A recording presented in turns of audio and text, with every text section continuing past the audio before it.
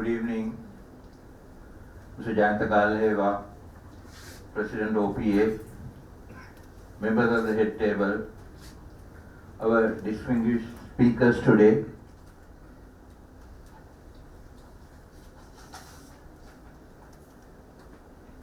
Mr. Harsha Vikramasinghe, Consultant in Sustainable Energy and Engineering, Dr. Narendra De Silva, General Manager, LECO, and Mr. Buddhika Samarasekara, Director, System Controls at the National System Control Center, the past presidents, the EXCO members, the forum members, ladies and gentlemen. Today, we are going to have a very important seminar. So I consider it both a privilege and responsibility to stand before you to deliberate on a very timely topic. Not only timely, is very important from a national economic perspective as well. So we have given very conscious deliberations and decided that it's the best time that we should arrange this seminar. And as a result, we are here today.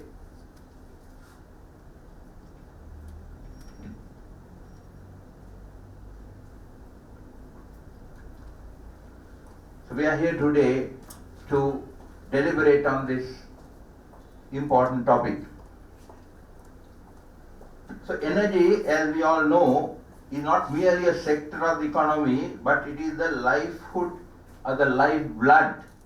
of the modern society. So why do I say this? It powers our industries, it fuels our transportation, supports our healthcare system, and sustains the daily lives of our citizens. So it's so important that we need to give focus to this important subject. Therefore, I would suggest that the energy security is inseparable from economic stability, national security, social well-being, and Sri Lanka today stands at a very critical juncture in its energy journey. So just to go into a little bit of facts and statistics, our electricity demand today is growing and from 4.5% to 5%, driven by urbanization, industrial expansion, and rising living standards. So the latest electricity demand statistics suggest that we have reached approximately 2,916 megawatt in early May, the peak demand. So this marks a notable increase from 2,596 megawatts peak recorded in March 2026. We are on an increasing trend in terms of demand. Then the annual demand forecast for 26, the total electricity demand is projected to follow the trend set in 2025, which was estimated at 17.5 billion gigawatt hours. The experts are here. They can correct me if these numbers are not in agreement, if they are not in agreement. The per capita consumption has surpassed 700 units, kilowatts per year, kilowatt hours per year, for the first time in the late 2025, and is trending a higher increase or upward trend in 2026. So indicating both the potential for further growth and urgency for building a system that can sustainably support the same. So that's very important. So the real issue is not the demand alone, as mentioned by the President as well. It is the structure of our energy system that needs our focus, our attention. So the 45% of the Sri Lanka, we are depending on fossil fuel, which are imported, and then that indicates that it would have a serious impact on our foreign exchange, The prices are rising with the global geopolitics happening around us today. So we need to be mindful of that. So 1/3 of our electricity comes from hydropower, which contribute roughly to a greater extent and which can be considered as a strength from the Sri Lankan perspective. But the problem is it inherently depends on the rainfall patterns, making it increasingly vulnerable in the face of climatic variability. So the 15 to 20% renewable sources such as solar and wind are expanding, contributing close to 15 to 20% collectively, but they are still evolving in terms of scale, storage and grid integration. So if you go to look at the little lessons from the crisis, so the crisis as of April and May, Sri Lanka is facing a renewed energy crisis mainly driven by the global supply chain disruptions, fuel shortages and rising costs. The government has implemented as a result fuel rationing via QR code, raised fuel prices by roughly 33%, and I just heard that they are in the process of looking at a further increase in the fuel price, which is going to have a serious impact directly as indirectly across the nation throughout the economy. And of course, it has further been escalated, fuel triggered by the shipping route disruptions following the Gulf War. So there were not merely operational challenges, but the symptoms of deeper structural vulnerabilities are also quite evident from this. Based on the over-dependence on the import fuel, delays in capacity additions, insufficient diversification of energy sources, grid and transmission constraints, absence of a fully integrated long-term energy strategy. So yet, amidst the given challenges, there are also reasons for cautious optimism. Why do I say that? Sri Lanka has made notable progress in advancing renewable energy. In fact, certain months we have achieved 70% of the electricity generation from renewable sources, a remarkable milestone by any standard. Furthermore, the national policy aims to achieve 70% renewable energy in electricity generation by 2030. So this is an ambitious but a necessary target aligned to the global sustainability goals and climate commitments. There are also plans to add nearly 7,000 megawatts of renewable energy capacity spanning solar, wind, hydro and biomass.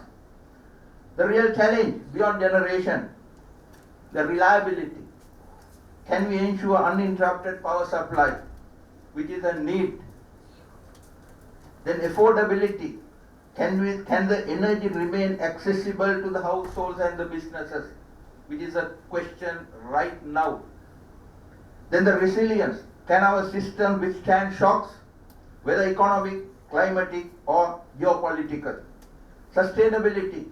Can we meet today's need without compromising future generations? Renewable energy, while essential, introduces own complexities, that is intermittency, storage requirements, grid stability challenges. I am sure our speakers will touch on these areas. So therefore we need to very carefully manage, supported by investments in technology. The infrastructure needs to be in place. The policy frameworks need to be in place. So what is the role as professionals? We are all professionals here. So it's not a job or a responsibility that you can lay in the hands of the experts. We as professionals, the energy challenge is not there for confined to engineers or policymakers, but it requires multidisciplinary response involving economists, financial experts, legal professionals, environmental scientists and urban planners. And indeed all professional bodies represented within the OPA. We need to innovate financing models, robust regulatory frameworks, transparent procurement processes, and strong governance mechanisms. So these are the things, ladies and gentlemen, that we need to have in place to meet this challenge as a responsible set of professionals, which is a need of the time of the country at this moment.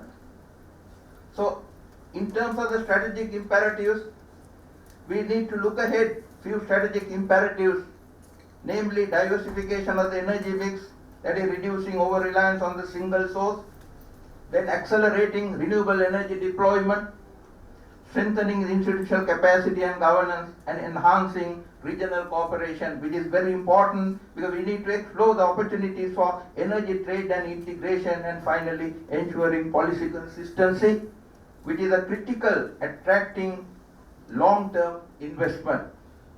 And also we need to touch on the Green Energy Acceleration Plan 2025-2030 brought in by the government. I'm not going to talk on it much, but going ahead, we need to have various initiatives to have our regional hubs. Areas like Mena, Punarin have been identified, I believe, are being developed into energy parks that group solar and wind assets to maximize the grid efficiency. Then the green hydrogen and ammonia. Sri Lanka is positioning itself as a regional hub for green hydrogen, which solves storage problem of renewable energy which we are facing right now by converting the excess wind and the solar power into liquid fuel.